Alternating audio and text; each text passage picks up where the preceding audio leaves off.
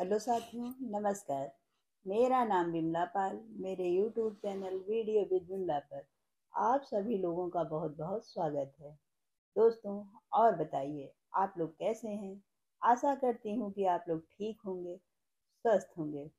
दोस्तों, मेरा आप लोगों से अनुरोध है कि अगर आप लोगों ने अभी तक मेरे चैनल को सब्सक्राइब नहीं किया है तो प्लीज़ चैनल को सब्सक्राइब कर दें, लाइक और कमेंट अवश्य करें।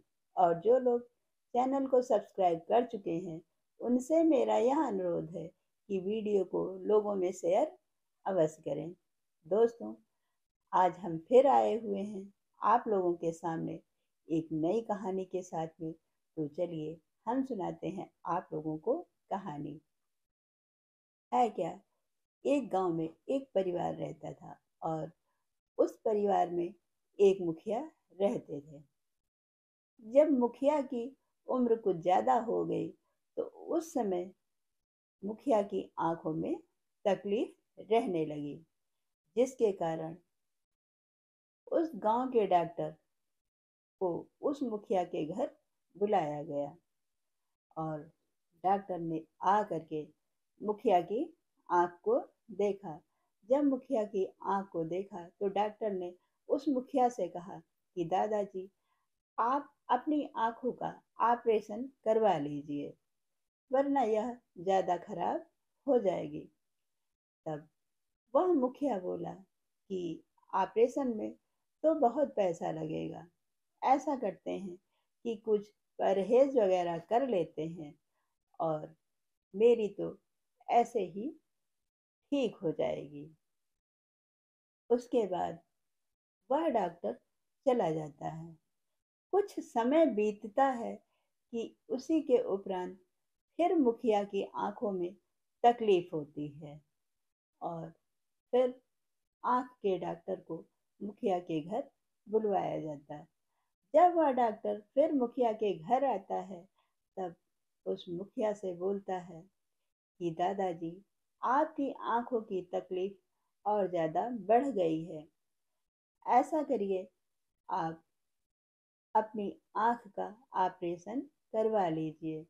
तब वह मुखिया फिर वही जवाब देता है डॉक्टर को कि क्या ज़रूरत है बिना मतलब में पैसे खर्च करने का, और मेरी आंख तो ऐसे ही ठीक हो जाएगी, और अगर नहीं भी ठीक होगी तो क्या हुआ, हमारे पास तो 4 बेटे हैं, 4 बहुएं हैं और नाती पोते सभी लोग हैं। पूरा परिवार भरा हुआ है।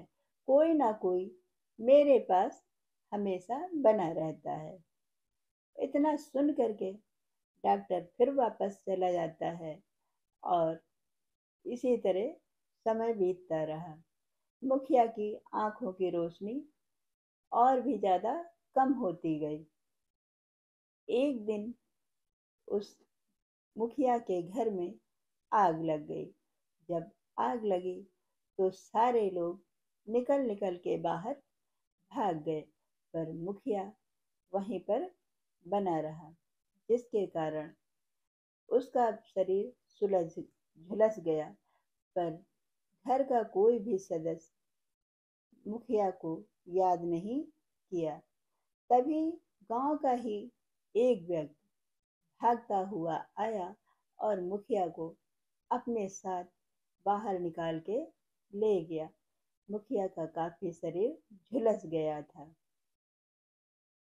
और जब मुखिया आग से बाहर निकल के गया तब वह सोचने लगा कि यह पैसा और यह परिवार किस काम का रहा, अगर मोहल्ले का वह व्यक्ति आ करके मुझको बाहर ना निकालता। अगर मेरी आंख ठीक होती तो मैं भी अन्य लोगों की तरह बाहर निकल आता।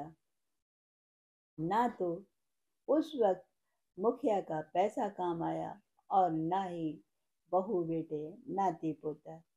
दोस्तों, इस कहानी से हमें यह शिक्षा मिलती है कि हमारे शरीर का हर एक अंग बहुत ही मूल्यवान है और हमें अपने किसी भी शरीर के अंग को ऐसे ही खराब नहीं होने देना चाहिए, क्योंकि अगर उस मुखिया की आंखों में रोशनी होती तो वह भी अन्य लोगों की तरह ही बाहर निकल गया होता। दोस्तों, यह रही आज की कहानी, और कहानी के साथ ही मेरा आप सभी से यह निवेदन है कि यह हमारा शरीर बहुत मूल्यवान है, हमें इसकी हिफाजत करनी चाहिए। छोटी मोटी समस्याओं को इग्नोर नहीं करना चाहिए। दोस्तों, हम फिर मिलते हैं आप लोगों से अपनी दूसरी कहानी में। कहानी जैसी भी लगी हो कमेंट के माध्यम से अवश्य बताइएगा। तब तक के लिए नमस्कार, जय हिंद, जय भारत।